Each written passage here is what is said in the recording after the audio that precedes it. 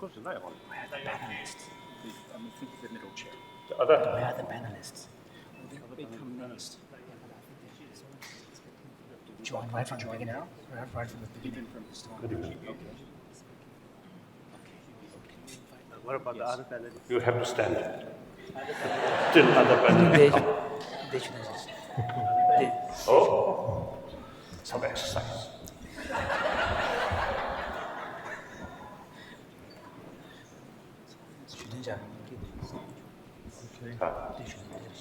His Holiness wants both of us.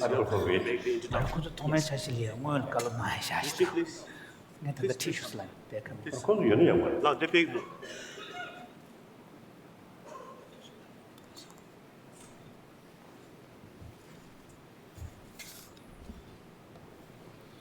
Please. Welcome.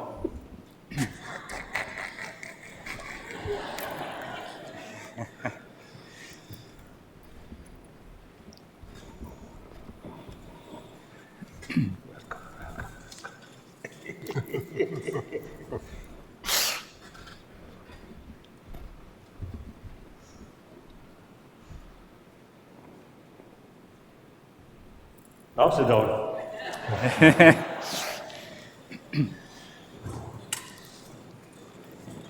Ladies and gentlemen, joining His Holiness this morning is his translator, Geshe Thupten Jinpa, and of course our esteemed speakers from yesterday, Doctors Margaret Wheatley and Dr. Richard Davidson.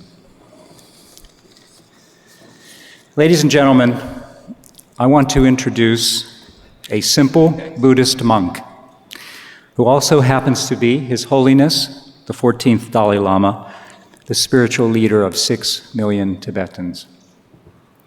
A monk who is recognized throughout the world for his message of universal responsibility and compassion, a simple monk who received the Nobel Peace Prize in 1989 for his commitment to peace and nonviolence. Someone who is deeply respected among faith leaders of all religions and who has met with presidents, prime ministers, crowned rulers, and scientists throughout the world and dedicated to exploring and teaching human values and inner happiness, promoting harmony among all religions, and advocating for the civil rights and well-being of the Tibetan people and of all people. His Holiness will receive an honorary doctorate at Tulane's commencement tomorrow. When I nominated him for this 2 years ago, I included a very brief statement from his acceptance speech for the Nobel Peace Prize. His Holiness said, basically, universal responsibility is feeling for other people's suffering just as we feel our own. It's the realization that even our enemy is entirely motivated by the quest for happiness. We must recognize that all beings want the same thing that we want. His Holiness has said, if you want others to be happy, practice compassion. If you want to be happy, practice compassion. Ladies and gentlemen, I'm humbled by what I'm about to say. It is my profound honor to present to you His Holiness, the 14th Dalai Lama, whose laughter is infectious and which emanates from the purity of his being. His Holiness.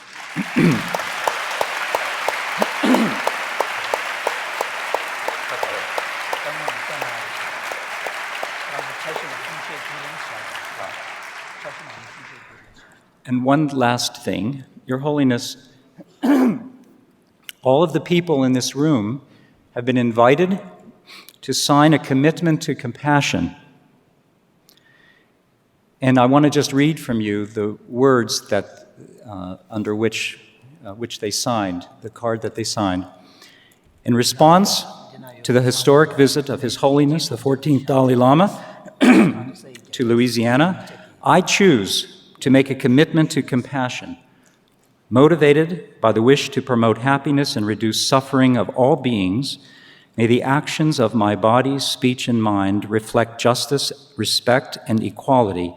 May I work to reduce violence, exploitation, and prejudice at the personal, local, and global levels.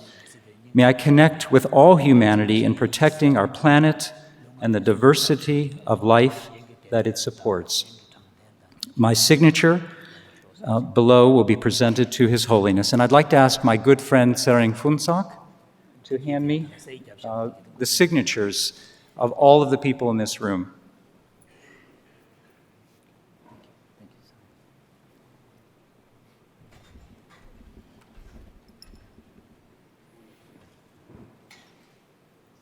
Thank you. Really.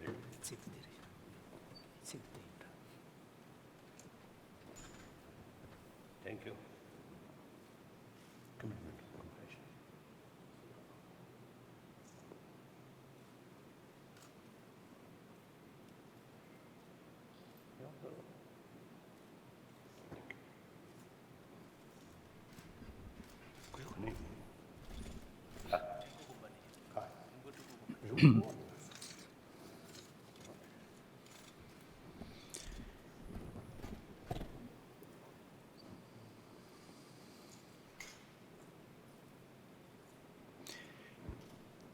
His Holiness will now say a few words, and then we'll have some questions for the panel. Now, could I introduce you? You already introduced?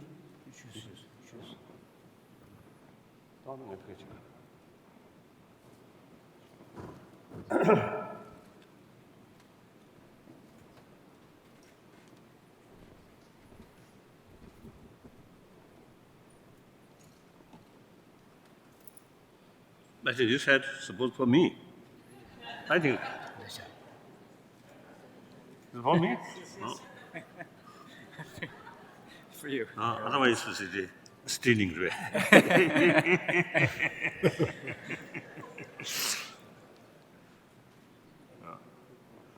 Sometimes it's a very strong light. Firstly, sometimes irritate my eye. They're most important. The strong light. Then sometimes it's difficult to see the people more far away. So this.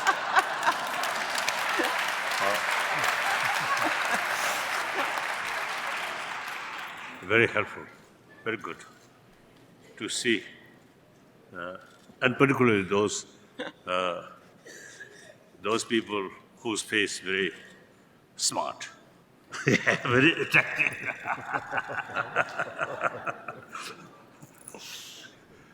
I think as a Buddhist monk, we cannot touch, but can look. Appreciate it. So, brothers and sisters,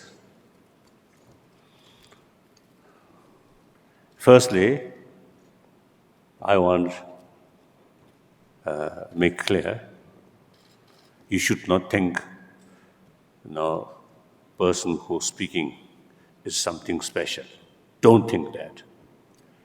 We are same human being. Mentally, emotionally, physically, we are same human being.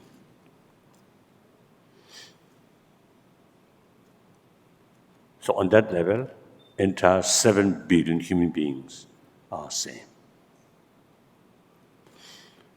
I think it is quite relevant to get that kind of firm conviction. Entire 7 billion human beings are same human being. Everyone want happy life. Everyone have every right to achieve happy life. In order to achieve, that, then human in human society, also the differences come, including different religious traditions and different country, nationality, different system. Suppose, you see, to achieve our basic goal, that's happy life. However, sometimes, suppose the method to achieve that goal, sometimes destroying that goal. With too much emphasis on secondary level of differences, forget oneness of human being. Then, obviously, people, through religious belief, or through political system, or political power, or national sort of interest, see, killing other people, no feeling, so-called enemy is worthwhile to eliminate. Why? If these people think, they're also human beings. They also come from their mother.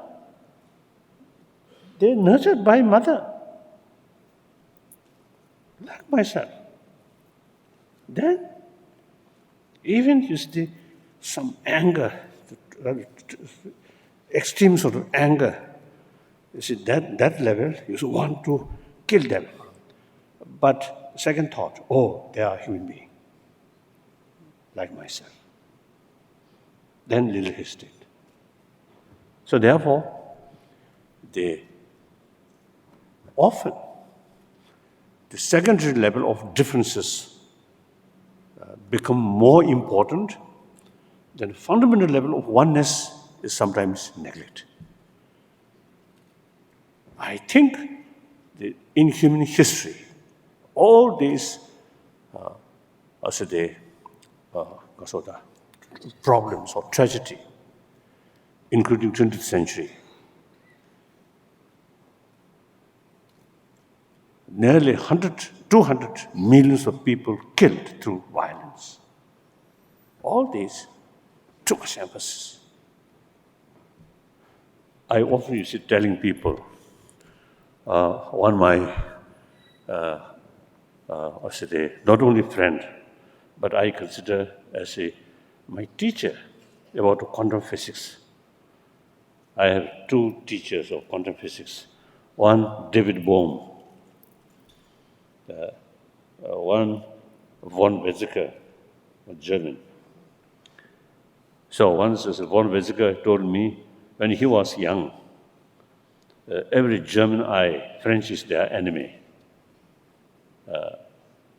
At French eye, Germany is their enemy. So then he told me that about 1980s or 90s, I think. So then he told me, nowadays, that kind of sort of attitude completely changed. So that at least, you see, they reach oneness of European. So the concept or system of European Union developed. If I think about 300 millions European, still too much emphasis, secondary level of differences, then these things is impossible to materialize. So at least, you see, they develop oneness of Europeans. Very good. Unfortunately, sometimes in the past, military alliance, that's mainly for destruction. Now these things are construction. I think at least Europeans, overall, I think, more matured. I often used to ask some young people in Europe, what do you feel? Now, sometimes I ask, this is some Austrian or some German, what do you feel? Your neighbor. They say, wow, just our neighbor, same. So now, we need because of the effort to promote awareness of oneness of humanity. That, I think, very, very important. And then also, you see, when tragedy happened, I noticed in tsunami in Japan, the flood. I visited that area. I was told they immediately after that tragedy, all neighbors they come to help them, irrespective of whether they know or not. Simply, as is part of same community, maybe same Japanese. So these things, then you see the people who suffer, who experience tremendous suffering, feel, oh, we are alone. We are not alone. All brothers, sisters, really now sharing our problem. When I reached their place, those victims, including some children, wait there. And when I met, I hold their hand, tear. There I tear. I also, you see, feel very sad, some tear. So these things has happened. These things are really a nice thing. And also Australia, the immense flood, the Brisbane area. Again, I was told, you see, the full cooperation from neighboring sort of people. I think here also, perhaps, I think, similar. Yes. And one time I was told, you see, after September 11th event in New York, the sense of same community becomes stronger, I was told. So from sort of wider perspective, 7 billion human beings passing through some crisis, some problem, due to global warming and also population sort of explosion. Just the other day, said, CO2 emission. His Holiness is referring to panel discussion he had at the University of Wisconsin-Madison, where one of the environmental scientists mentioned that we just crossed a major threshold, carbon emission of 400 per million, 400 parts per million. So that And he then mentioned that if we were to cross 450 parts per million, then it is very dangerous. So after I heard is that you're really more sort of anxious way. Anxious. But one way then I thought, now I'm quite old, so I may not face that problem. So these young people, you may face this problem.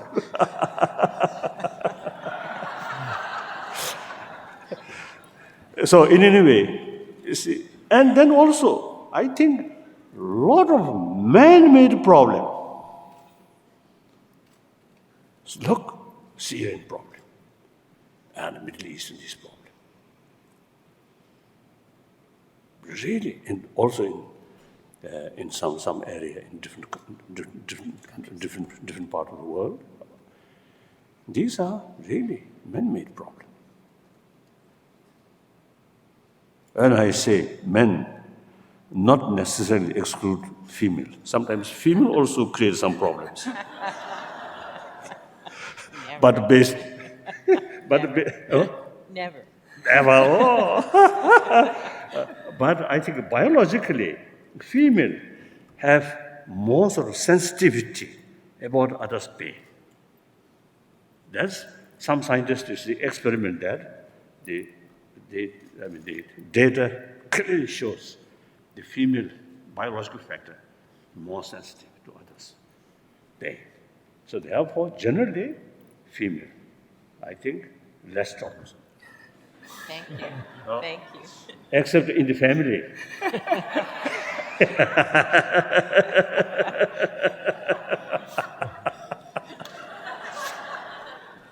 So in any way, you see many problems which we human beings ourselves created. So silly, big contradiction. Everybody wants happy life, do not want problem. But problem are self-created. Why? Out of ignorance, out of short-sightedness, out of sort of narrow sort of view about interest, short-term interest. So now, these things we can change this kind of view through education, through awareness. So I always is telling, we are same human being. So we have every right to achieve happy life. And that sort of more sort of sense of concern of others' well-being, then that gives you self-confidence, inner strength. Recently, I saw one article wrote by one American scientist. People who often telling lies, mentally much more stress. Stress. It's true. So this, cheating, telling lie comes disrespect of other. Only think yourself. So long we develop genuine sense of concern of others' well-being, automatically develop respect of others. Then no room to harm them, to bully them, to cheat them, to lie them. As a result, is a person full confidence. With that, you carry your life honestly, truthfully, transparently. That result, more trust comes. Trust is basis of friendship. Without trust, how can develop genuine friend? Isn't it? When you have trust, then friendship comes. We are social animals. In our life, genuine trusted friend is very important. If you remain distrust, this side, distrust, this side, distrust, then person eventually inside, outwardly may be very successful, billionaire, very powerful, but deep inside lonely because of full of distrust, suspicion. So therefore, through that way, more sense of concern of others, you get maximum benefit, peace of mind. Through that way, your health also improve. Now I think the scientist, long time my friend, is have more, more explain on their research work. So my word may not be very authentic. His word more authentic because they truly experiment. So in any way.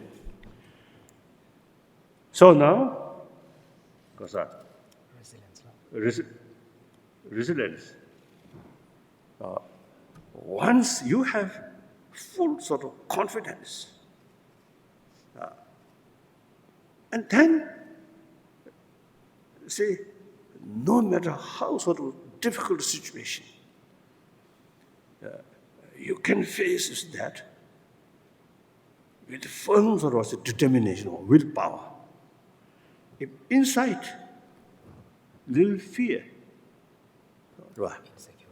insecure, then some difficult situation comes. Then really hopeless. Really the decision, demoralize. So therefore, our life, there's no guarantee life will be without any problem. No. It's bound to face some problems. So that problem you cannot remove by money. If there is a way the problem avoid through corruption, then it's good. With money, then I think those rich people or billionaire, I think never face any problems. But some of my friends, economically very, very rich, but as a human being, very unhappy human being. I witnessed, right? I noticed. So therefore, ultimate source of happiness, joyfulness, is very much related with peace of mind. Peace of mind very much related with your mental attitude, more warm-heartedness, sense of concern of others' well-being. Then all things, you see, become very easy. I think that is suitable about this slogan. Resilience. Like that. So now these things, I'm telling you as a human being, not telling you as a Buddhist. Buddhist religious faith is individual business. Now we are talking about humanity. So sense of concern is very much related on, I think, the sense of concern towards your own friend, towards your own sort of family or community. That sometimes it actually, that sense of concern of love very much mixed with attachment. So attachment comes, your mind becomes biased. So more love to your own friend, more hatred to your enemy. Because this is that kind of love, very much mixed with attachment. Biased attitude.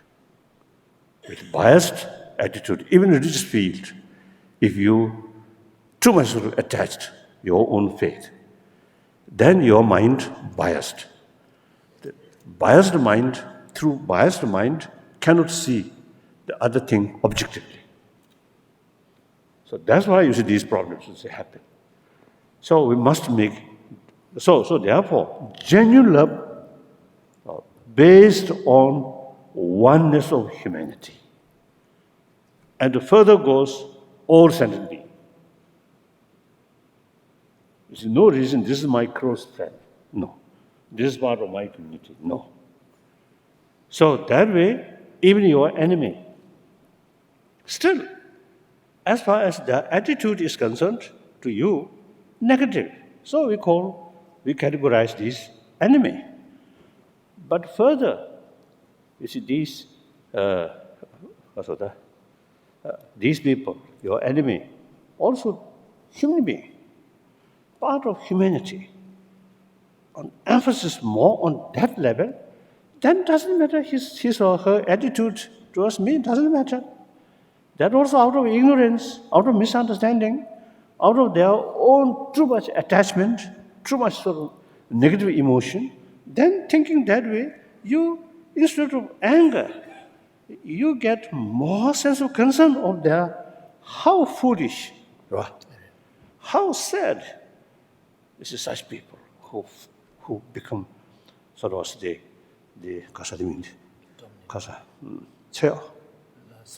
a slave of destructive emotion.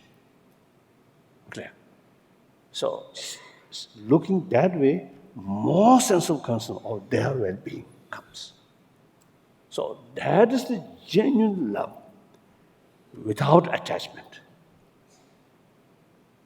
So I very much sort of appreciate the organizer. You see, organizers this. I never sort of happened this kind of sort of experience where I choose to make commitment to compassion, motivated by the wish to promote happiness and reduce suffering of all beings.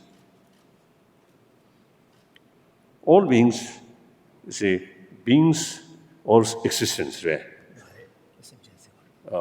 Usually we call sentient being. Just a being, then I think difficult to eat vegetable, to cut vegetable. Vegetable also being. I think that is too vast. Then I think 되게 같지. 우 강에 제일 세지. So earlier I spoke about the problem of breathing as a result of carbon emission. Then I think should come sooner the better, and then we human being eliminate it, disappear. Then less problem. So that I think suffering of all being, all sentient being. That means being who have the experience of pains and pleasure. That we usually see describe sentient being.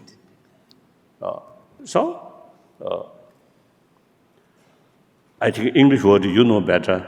My understanding English is very, very limited.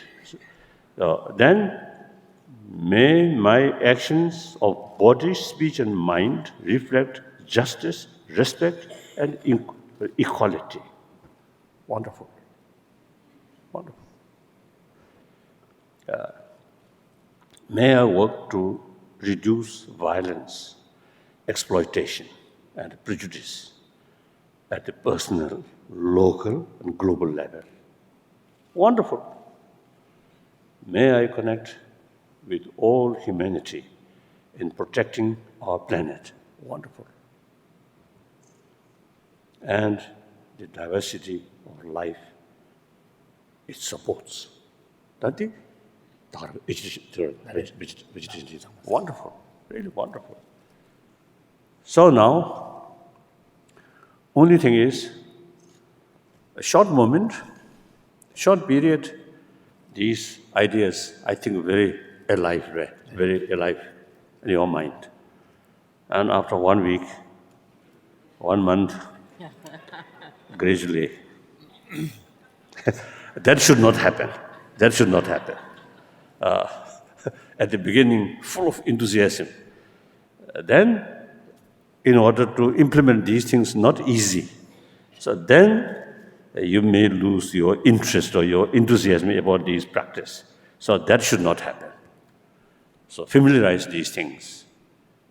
Even your dream, remember these things. Then the real strength come through. Then your life become much more happier, much more stable. Thank you. Some question you already.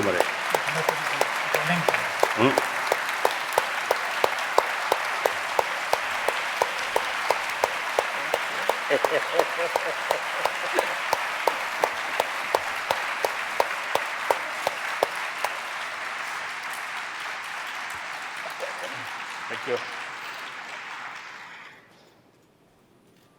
Thank you.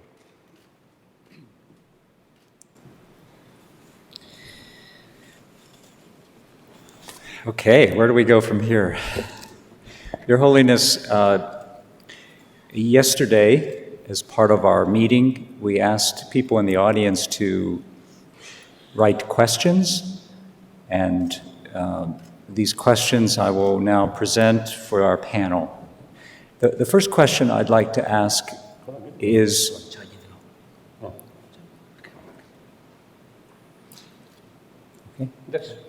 the first question I would like to ask is, you just cautioned us that perhaps we're all very enthusiastic at this moment. We're very excited about this commitment to compassion that we've made, and you cautioned us on the danger of perhaps letting it fade away. What can we do to continue to allow that commitment to be sustained?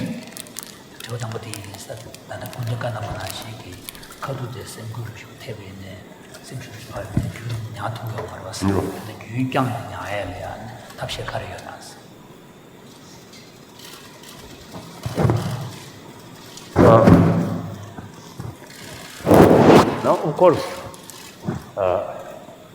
from the practitioner's sort of experience, and in my case, I'm Buddhist. I think poor Buddhist practitioner.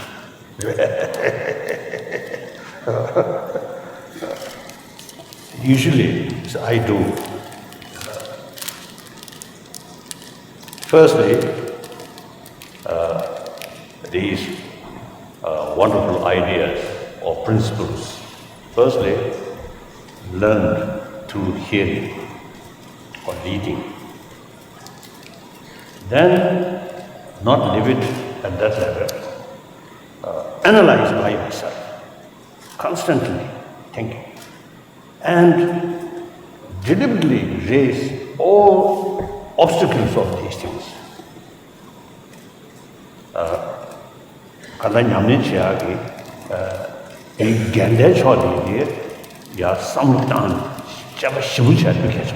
So at this next stage, it's important to engage in critical reflection and imagine the scenarios which are contrary to the sentiments that you are expressing, that you are kind of espousing, so that it becomes more challenged.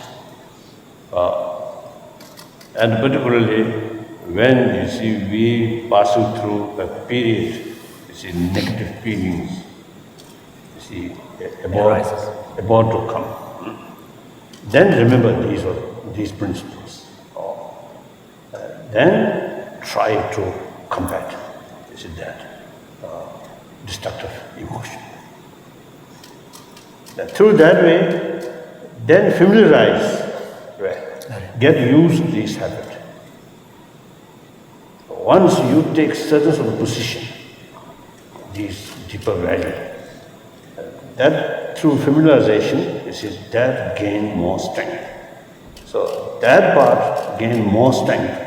The opposite way, the negative side, gradually weaken. So that's we usually call the first level, second level, third level. Then you get, I think, second level, you get some conviction out of analyze. The third level, then you get much more stronger conviction through your own experiences. So, time is a major factor. Familiarize these things, not leave it on just Intellectual level. So the emotional confrontations. You shouldn't just leave these ideas at the intellectual level, but find a way to use them so that they are integrated with your emotion as well. Like that. Okay. Yesterday we heard a number of comments from Dr. Wheatley about how we move our communities forward, how we can sustain ourselves in a community. I'd like to pose this to the panel. New Orleans last week experienced a profoundly violent event. What can you tell us about how recommend for us as individuals as well as the community to create a space for the wisdom of compassion? To community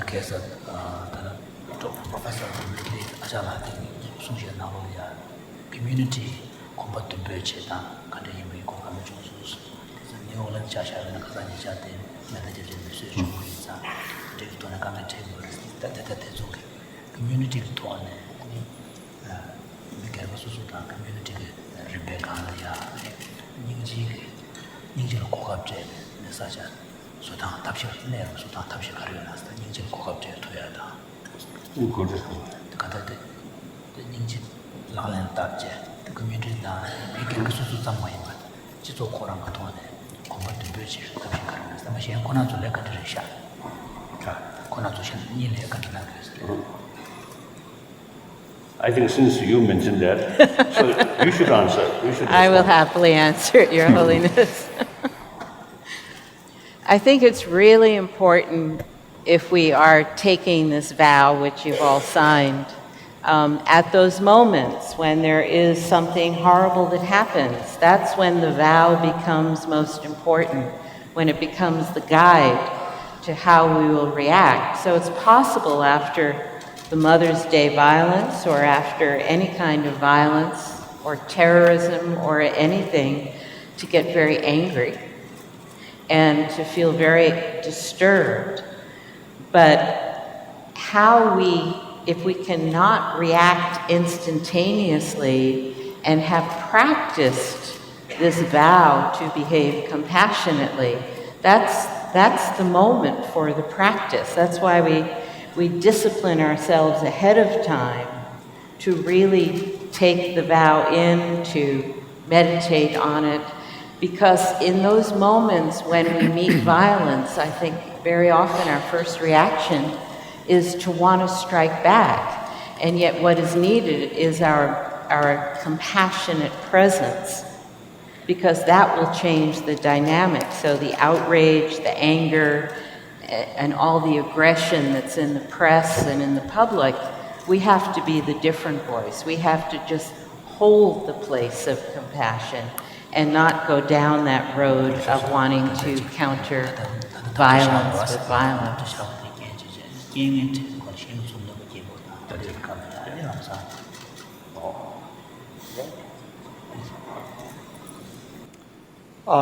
Your Holiness, you often talk about the important role of education. And I think that this is an example where particularly early education can be so helpful. Scientific research teaches us that kindness and compassion are something that we are born with, we come into the world with. But it is very much like language. We all come into the world with a capacity to speak and to understand language, but we need a linguistic community for that seed to be nurtured.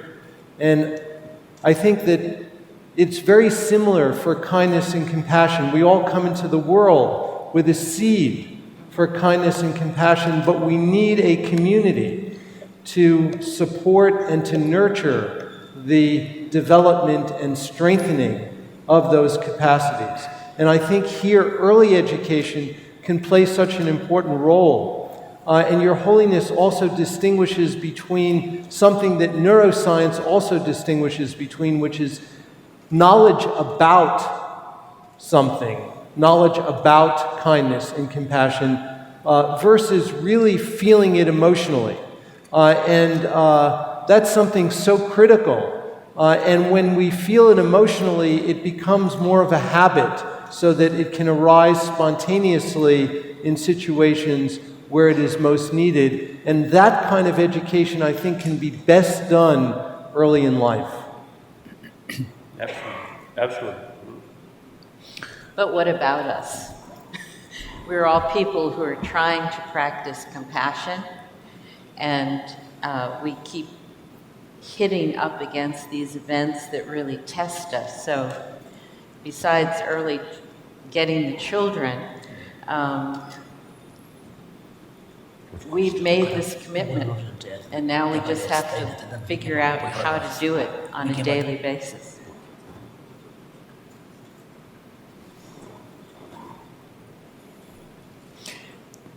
How early can we start teaching children about meditation? And when did you first meditate, Your Holiness?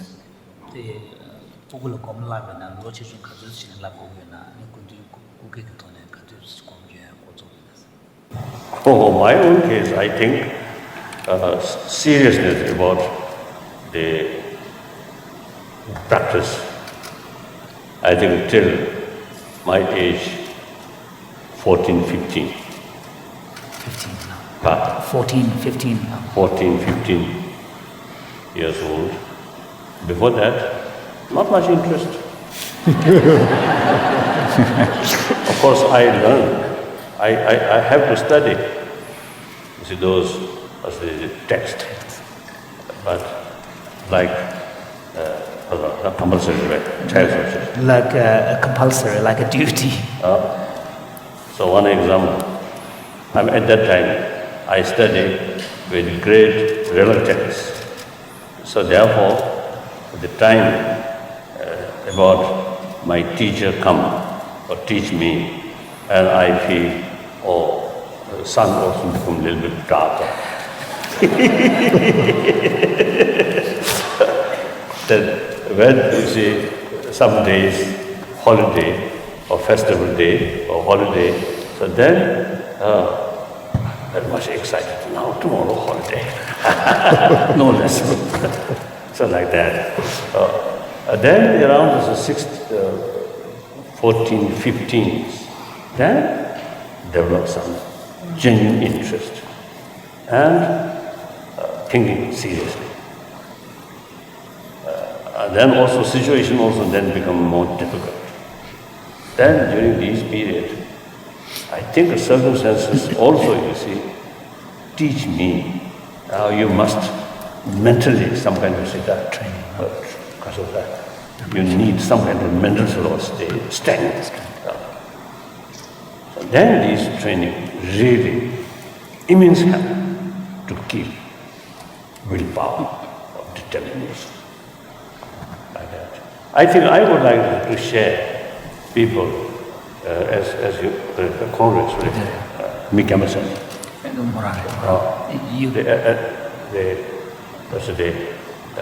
Elder people or I don't know. One time in Jerusalem, we had some sort of discussion. Some Palestine and then also some Jews and some Christians also. And one Jewish teacher, his son will say, his job is teacher.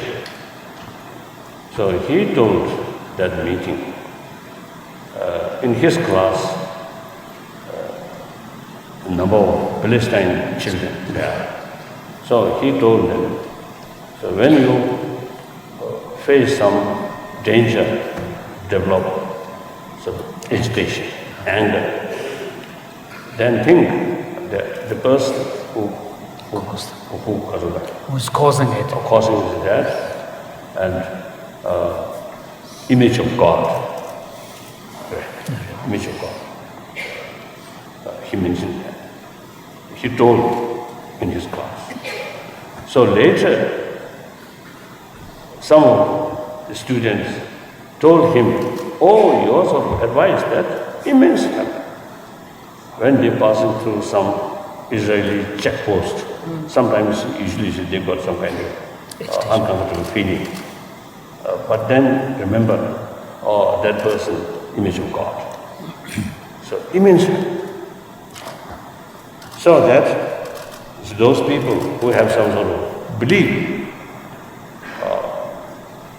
about the teaching of Jesus Christ, teaching of Muhammad, and some other sort of teaching, I think that also is useful. Then, as I mentioned earlier, we are a social element, thinking these lines. That's the most secular way, something common. Actually, you see, the secular these thinking are the basis of all major institutions. Simply, I believe these are the values from birth already there. Then the different religious tradition utilize different sort of method. That means different philosophy, different concept to strengthen is in these basic values, which come from birth. Biological factor. So very useful. Then my own case, now for example, 10th March 2008, usually you see we carry some sort of commemoration. And then afternoon, I received one sort of message from Lhasa. Now, some people already start demonstrations. Then immediately I felt, now something is difficult, certainly now. So if violence takes place, then I think immense suffering. So a lot of anguish, fear, and also hopelessness. I can imagine. But then I practice one sort of visualization. Those Chinese authorities on the local level, on the ground. who carry some decisions, suppression, these things. So I visualize them, and there is one sort of Buddhist practice, take and give. That means you take their anger, their suspicion, their fear, take through visualization. And my sort of, there is certain the experience of love, compassion, forgiveness, these things, which is through visualization, give them.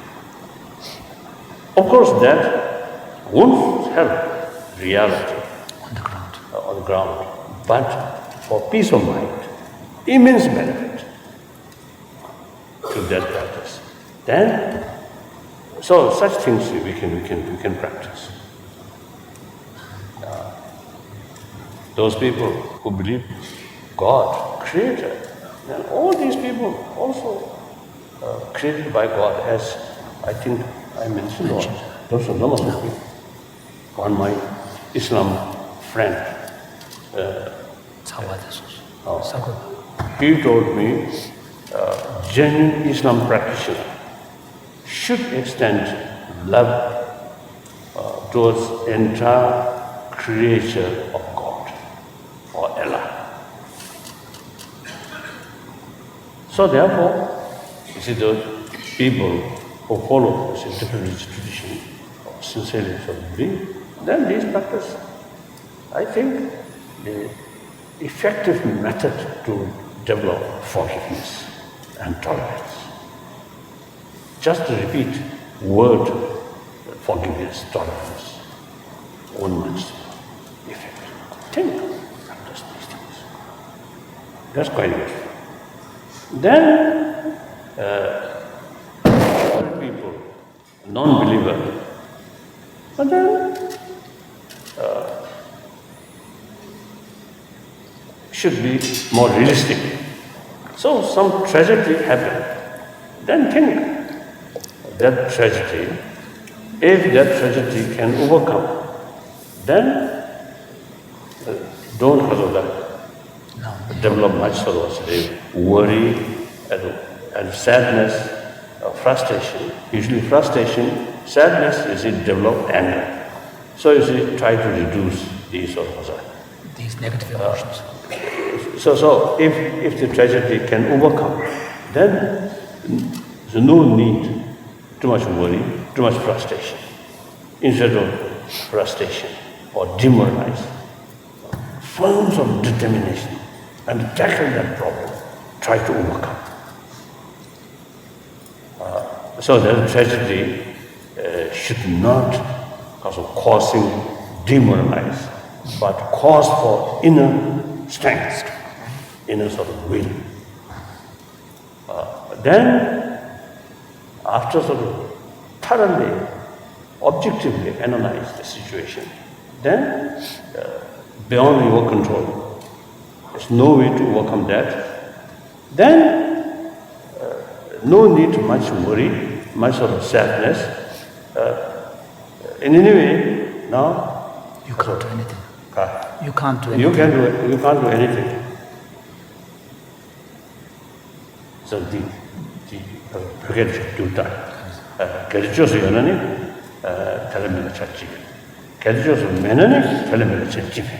So there is an 8th century Buddhist master who gave an advice, which is when confronting a difficult problem I in think your life, great philosopher.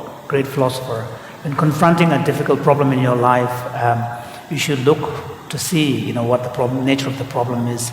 And if there is a way to deal with it and overcome it, then there is no need to be so overwhelmed and worry. But on the other hand, as a result of your, inquiry, if there is no solution, if you cannot do anything about it, then there is actually no point in being so overwhelmed and caught up in worry. And many years ago in Tibet, there's one day I complained some problems towards my teacher, Ling Rinpoche. What is wrong?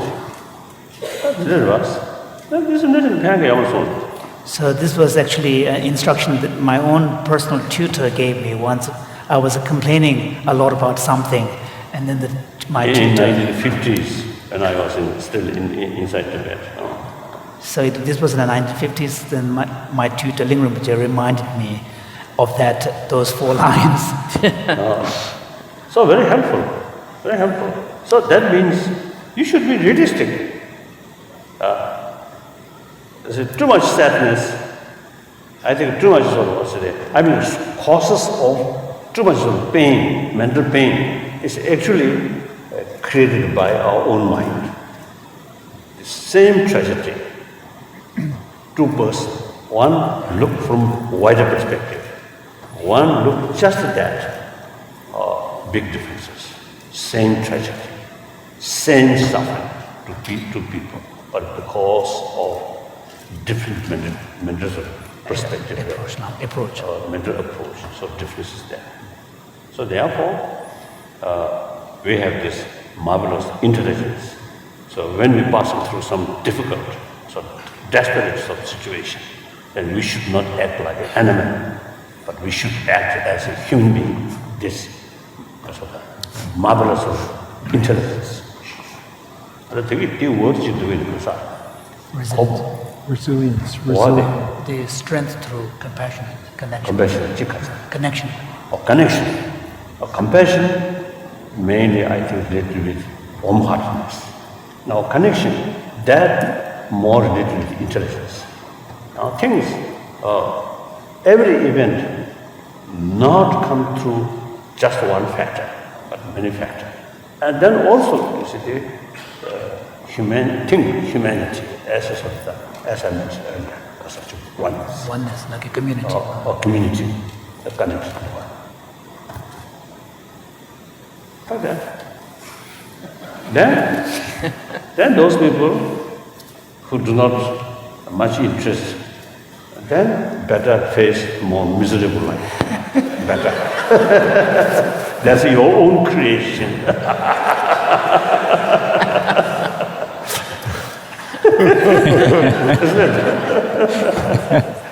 Right. Okay, another question from our audience. What is the greatest, for all of our panelists, what is the greatest moral crisis and the greatest moral victory of the early part of the 21st century? Good question.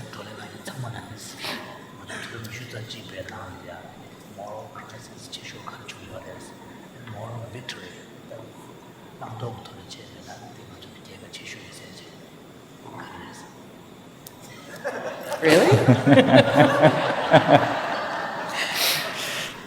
Well, I think the greatest moral crisis is the destruction of the home planet, which I think impacts us unconsciously in ways that we're just beginning to see. I mean, the violence and the aggression for me come partly from a deep sense of, oh my word, we have destroyed our home. I don't think we've ever done that before. So I think that's the greatest moral crisis and the greatest moral victory. I think the one good news that I look for in this 21st century is the stepping forward of local women in communities across the planet who are taking responsibility and can't wait any longer for the children to become healthy, for the community to come together. And that's a beautiful good news story from the 21st century, which you have also spoken about, Your Holiness. It's women stepping forward because there's no more time and we can't wait.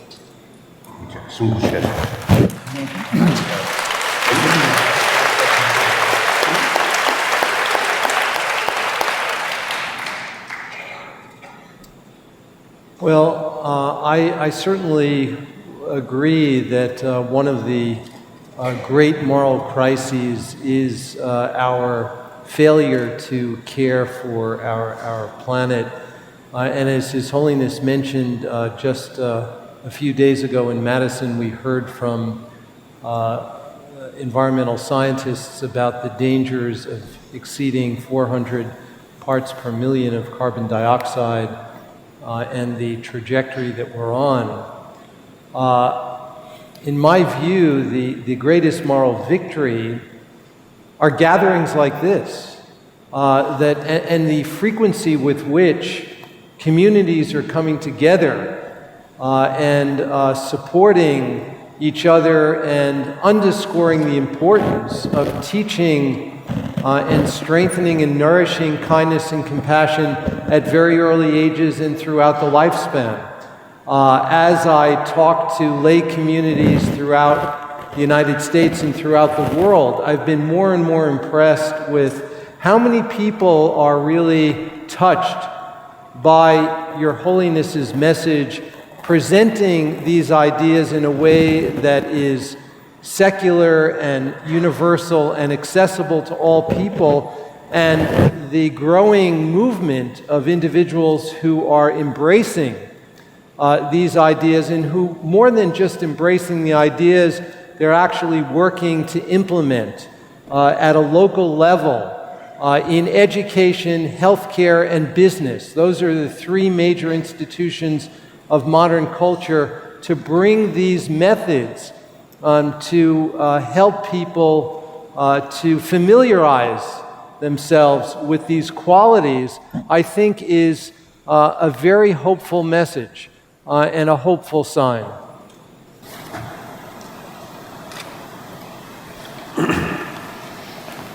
Then perhaps I may add something. As I mentioned before, I think problem which we are facing, I think, two categories.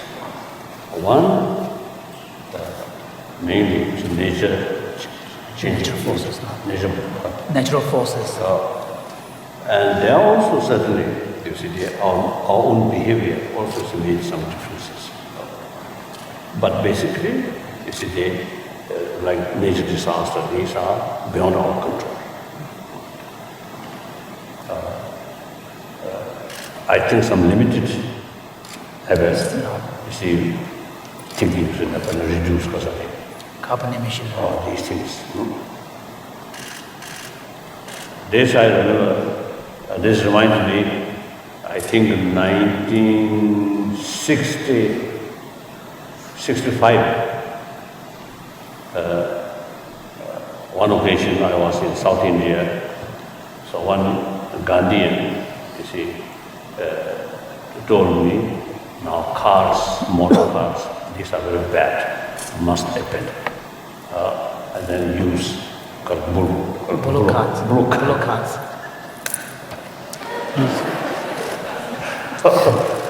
And sound seems to see some, because of that, some reasons, but that's firstly unrealistic, and secondly, I think too extreme.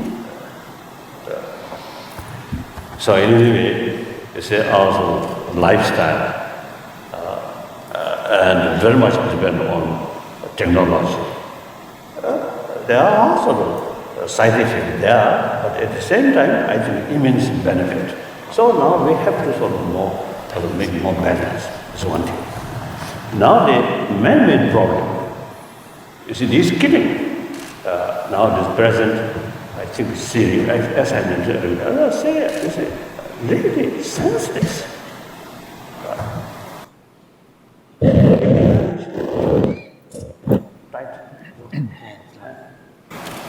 Nothing can go wrong. It's quite sad. You see, one person, innocent people, women, children, dying, but still we just complain, doing nothing. Then also many people in Africa, also I think in Asia also, due to malnutrition. Malnutrition, and some cases starvation.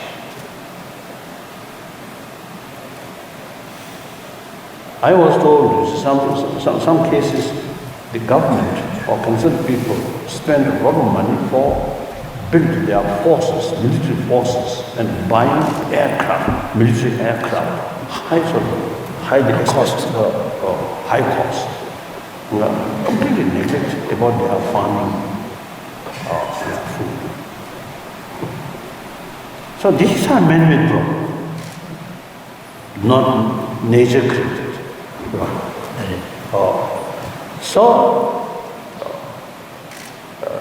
That within our own hand, if we really look more realistic, more compassionate way, basically, as I mentioned earlier, on the basis of clear awareness or realization, oneness of humanity, then suddenly these things can be reduced. So this, I think, many problems. This is, I think, a very serious matter, I feel. And then second, as a homeland. I think I became refugee now 54 years past. In early period, I think very few people who talks about inner peace, these things. Then, decade by decade, more and more people now showing interest about the inner peace, particularly those affluent society. Now you reach certain sort of stage. Now you find limitation of the material value. So a lot of material facilities there, yet mentally not necessarily be happy, calm or happy.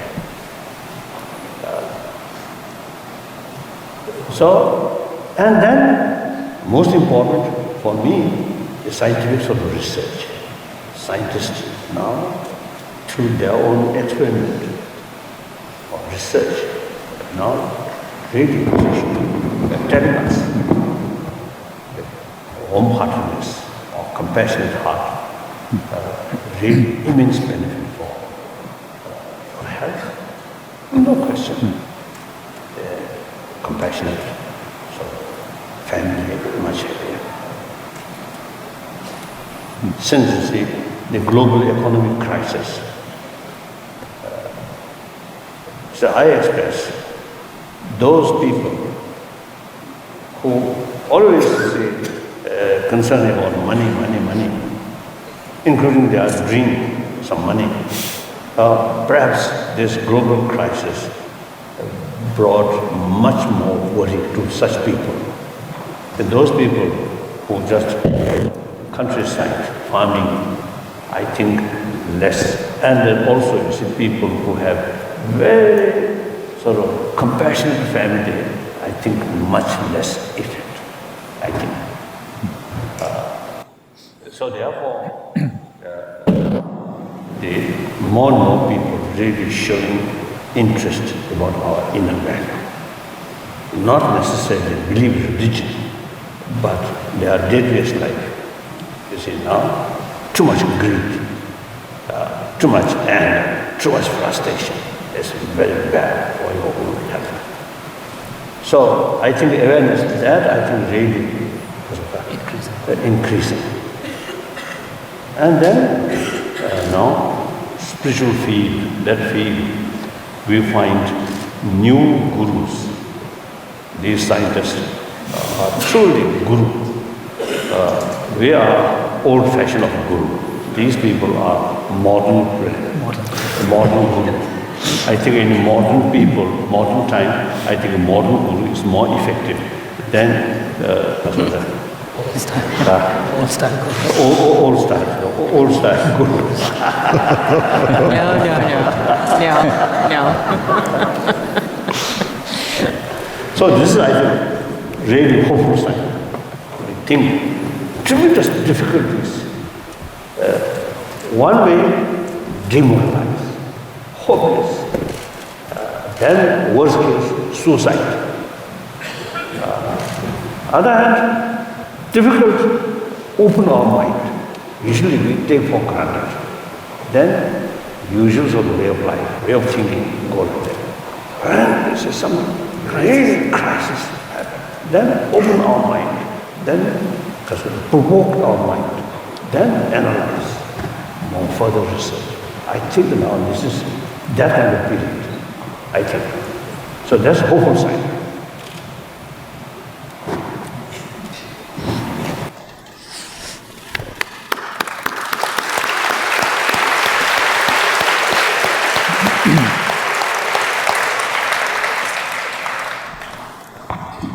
Richie, is there any evidence that pregnant women who meditate have children who are calmer, have more self-control?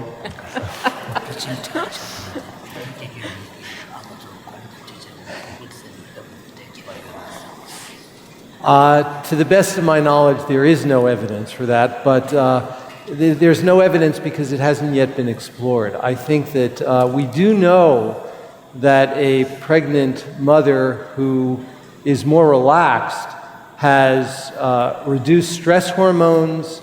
There is a change in the physiological reactivity in the fetus. And we do know that stress during pregnancy, so we know the reverse, we know that stress during pregnancy has a deleterious effect on the developing fetus that can actually impact the wiring of the brain during fetal development, which then can have consequences after birth. And so I think that the extent to which we can find an antidote to that for a pregnant mother to learn to be calm and to be more peaceful and more compassionate during pregnancy will directly translate into a change in the physiology of the fetus and actually influence brain development as well as gene expression in the developing fetus. We know that genes are regulated early during fetal development in ways that can be very enduring, and pregnant women who are exposed to traumatic events can have fetuses that have altered gene expression, which then can again have long-term negative consequences. So I think all of this underscores the importance of having a relaxed and caring environment during pregnancy, which I think can then influence the growing child. And Your Holiness, you agree with that? I see. Yes. Yes. Yeah. Yeah, of course. Yeah. I was told one Japanese, I think scientist, many years ago, because of pregnancy, the mother's sort of calm mind is a very sort of positive effect on the child. Agitated mind and often sort of anger is very harmful. That many years ago, I think 30 years ago, I think I had. Yeah. So sometimes I refer to the compassion. Even after birth, everybody knows how important, how valuable mother's affection. Even before birth, mother's calm mind or compassionate mind is something very crucial factor for unborn child.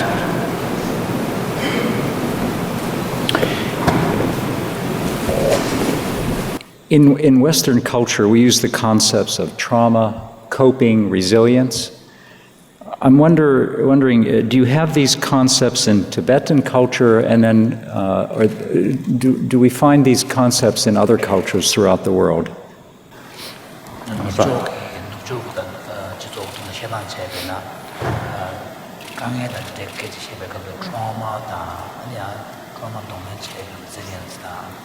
What was the three? Trauma, resilience, Trauma, coping, and resilience. coping.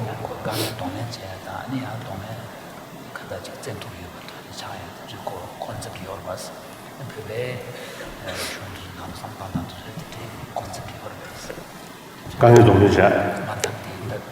Trauma set. Trauma subject.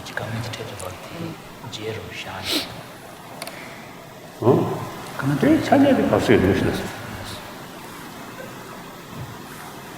Other emotions 아니에요. 탄양이 떠서 지금 가서 딱 갈서 라면을이야. 그 탄양이라면 난 되게 무슨 또. 그냥 부인은 믿어요. 부인도 상스크트 좋아요. 탄양 먹지. 아니 인지견은 믿어와. So here, part of the question is different ways in which cultures use language to parse reality. For example, we had a similar discussion in the past about whether or not there is an exact correlate to the English word emotion in the Tibetan language, and Tibetan language, the intellectual part, classical part, being very close to Sanskrit. The same question is raised in the Sanskrit tradition as well. Although the specific word trauma is not there, but there is an equivalent concept called adversity, adverse experience.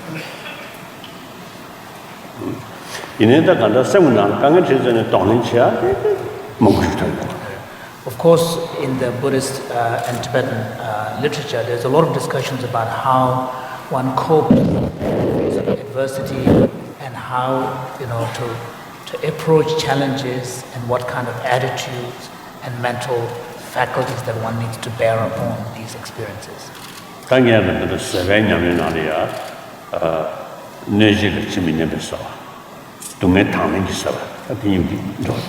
So, for example, in the tradition, individuals are instructed to cultivate a sense of forbearance. Forbearance a practice of forbearance is to cultivate a sense of equanimity so that you do not take too personally and too seriously the experience that you are encountering. And then at a higher level, forbearance can even take the form of voluntarily embracing hardship in the course of some other objective.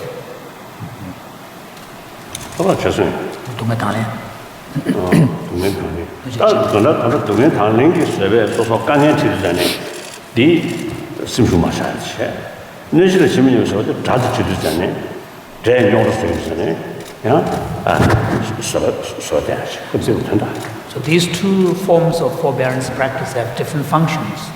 Forbearance that involves voluntarily embracing hardships in the course of your work is to really build up your resilience, because you have that mental preparedness when you're involved in a task. The forbearance in the form of maintaining an equanimity protects you from giving in to negative instincts and impulses in the face of someone else causing harm to you. Meg, you've traveled. Trauma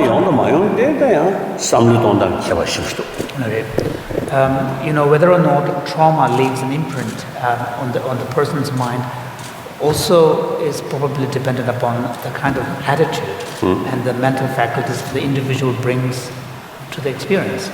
I think you already know. I think you already heard. I think one Tibetan monk I know before 1959, he already senior monk. Since 59, March, so he spent Gulag, Chinese Gulag, about 18 years. Then 1980s, early 80, of course the Deng Xiaoping, you see, so was the new, more open. So see, he also had the opportunity to come to India and join his own monastery. Since we know very well, so therefore, on occasion, I just casual talk with that monk. You see, he told me during about 17 years in Chinese Gulag, he faced few occasions some danger. And I thought danger on his life. I asked what kind of danger? And then his answer is danger of losing compassion towards Chinese perpetrators. The perpetrators of those. So you see, he considered it is extremely important to keep compassionate attitude towards even those enemies. As a result, now his age, I think 94. No, I think I think now 90, his age now, I think 90, perhaps I think 97 or something. His mind, very clear, very happy one, very happy person. So, you see, one occasion, you see, in our scientific society seminar, I mentioned that. Then, you see, some scientists, you see, is showing interest to interview these people. And include, I think he also, I think, included maybe. So you see, few people who the traumatic sort of experiences in their early life, in their life inside the head. So some scientists interviewed. Then they found no traces of trauma. Post-traumatic stress. So it is clearly sort of shows the mental state, more compassionate mental state. Not anger, not hatred. That really makes differences. Physical sort of pain, of course they are, but mentally, not much sort of pain. And then some is a practitioner later told me their best period about sort of practice, Meditation practice. spiritual practice is during their prisons. So, you see, they physically in prison, and occasionally some torture, but mentally, that's sort of best period of sort of practice, like that.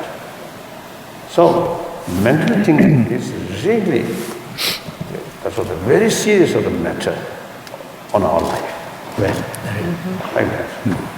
So, Your Holiness, I think this is, I just want to say a bit more here because I think this is the great gift you offer us, people who have gone through trauma. It's how we hold the experience. So this word coping really struck me because we think we have to cope and then get back to normal instead of using the experiences of life such that will happen to all of us. We don't use them to transform or develop our mind, but instead we're often placed in the position of victims and we have to recover, and I'm speaking to New Orleans now,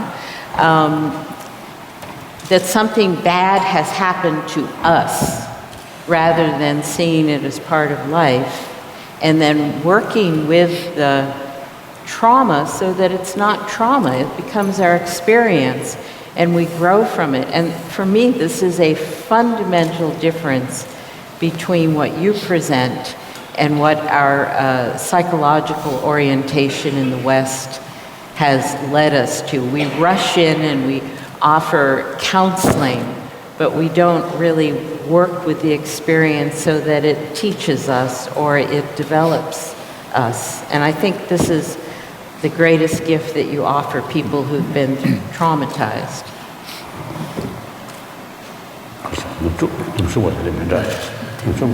내가 저다 제래 군두간 알려나 개인한테 돈을 렉처를 이제 Yes, I usually suggest people, like body's health, the immune system strong, then some virus may not disturb much. So similarly, mental level, the basics of the mental sort of situation is stable. So as I mentioned earlier, self-confidence and some kind of more sense of concern of others' well-being, these things there. Then some disturbances, some difficulties, then may not disturb much. So these, not like the tranquilizer, but years of familiarize these things. So as you mentioned, through childhood, you see, educate or awareness of these things. And then I think our society, through education, more compassionate society, more compassionate, family. And in order to develop compassionate family, the compassion must start from one individual. Usually, I think, take compassion something simple to us. Chikor, ninja gore sasoch. But did them do question? Sorry, ninji no ninji do ken the ganda shadan nasun nasun digi do the ken. That doesn't get simple. Part of the problem is that sometimes we may all value compassion as an ideal, but our relationship to compassion tends to be very simple. We just say, oh, it's wonderful, let's be compassionate. But what is required is a much more serious understanding of what it is. What is the function of compassion? What are the opposing emotions that come in the way? What are the adversities that come in the way of cultivating those qualities? So it is in this way that our engagement with compassion will be more serious.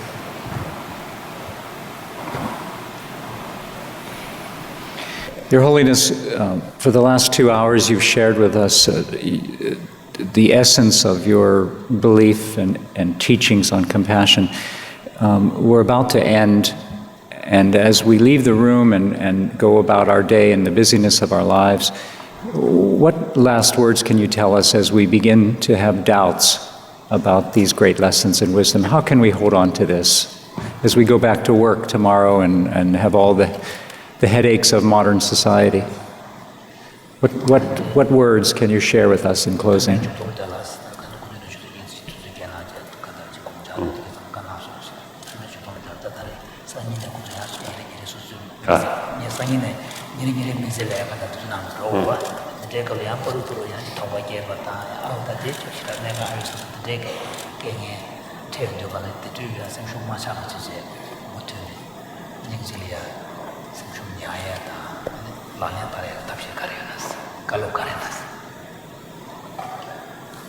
I often tell people, I'm leaving day after tomorrow, and so problem remain with you. so you have to sort of analyze more. I think this respect, I think you have something to say, some new things. I think I already sort of mentioned there. Then beside that, not much. I think really relevant. You too, and at least you remain here, isn't it? I'm visiting here. Visiting here. Yeah. Oh. I get to leave But the at least American. So you should remain American. I'm leaving. So American problem remains with American people. Will not goes with me.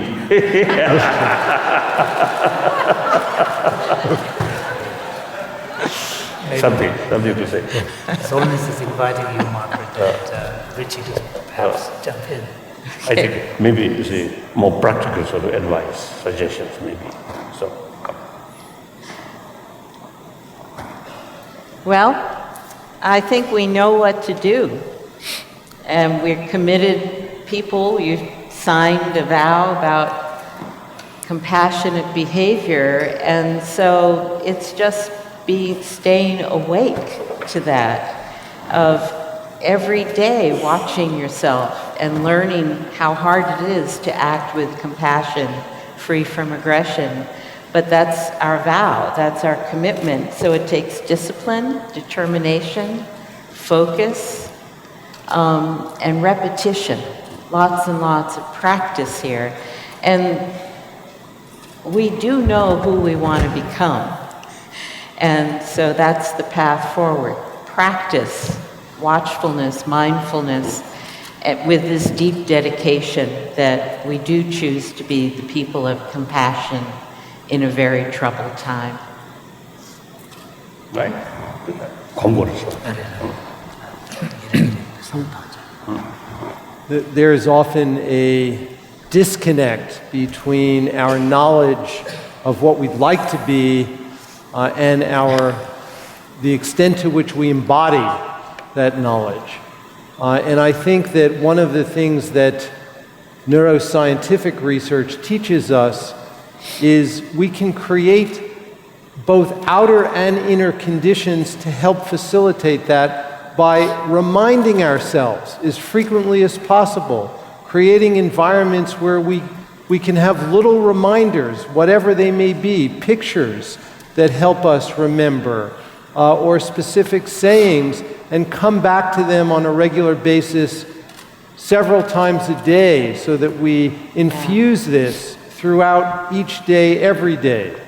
And I think that if we can create the outer conditions as well as the inner conditions to continuously remind ourselves, it then becomes more familiar and it becomes more spontaneous. And we will act in ways that are more consistent with the values that I think all of us here hold. So that gives me an optimistic sense of the future, and the fact that all of you are here to hear His Holiness today, I think underscores the values that we all hold, and I think now we have to work hard to embody them. Practice, practice, practice.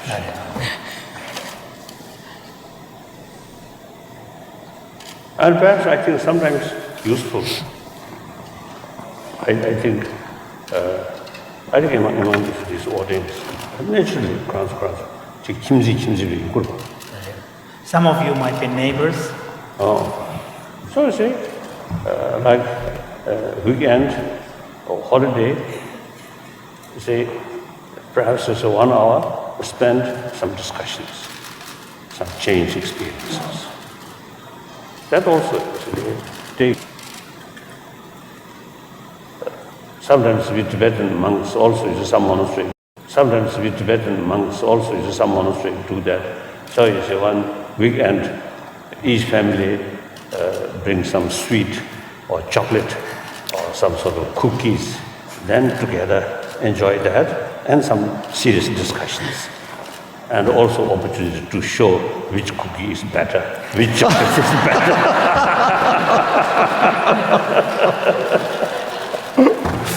So I think so occasionally it's some sort of refreshment.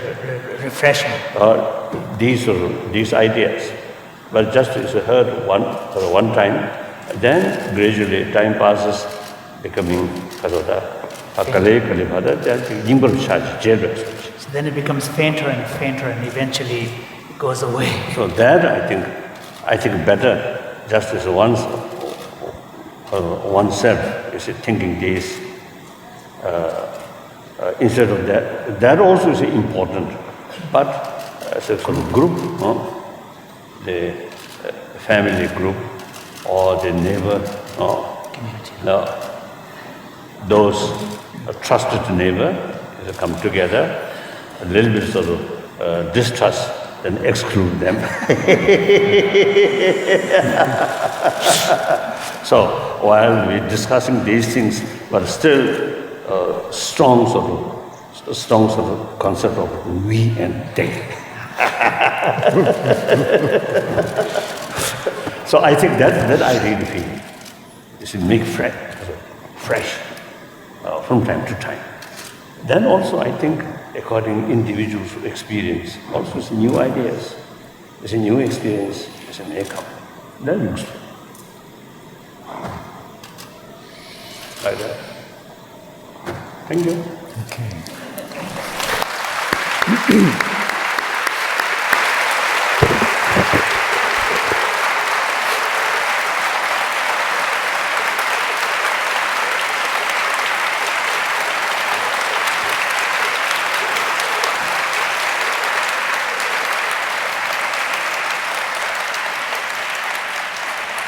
Ladies and gentlemen, please, one more time, join me in thanking Richie Davidson and Meg Wheatley for sharing their extraordinary knowledge and great work that they've been doing. And please join me one more time. Your Holiness, thank you for being here with us. Thank you for sharing your great wisdom. And thank you so much for being here in New Orleans with us in this historic moment.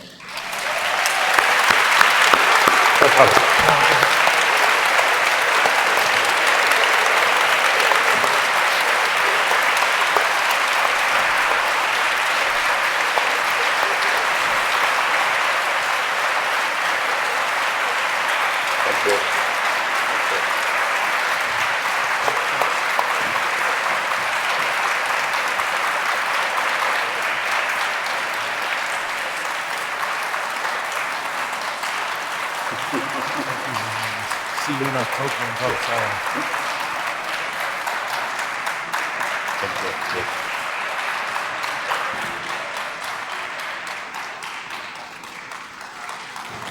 Thank you. Thank you. So, thank you.